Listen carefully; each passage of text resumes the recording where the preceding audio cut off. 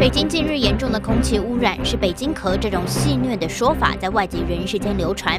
北京咳指12月至4月间干咳咽痒的症状，到了北京就发作，离开北京后会自然消失。一些南方人也表示，他们到北京或者是北方一些城市也会出现类似情况。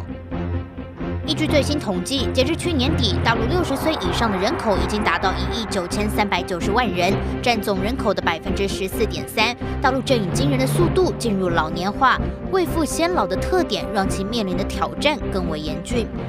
据大陆理财周刊报道，大陆目前的女性就业率已经接近70%。统计资料证明，剩女率与城市化率成正比，财富越多的地方，剩女率越高，消费水准也越高。农村几乎没有剩女，中小城镇较低，大都市则为常态。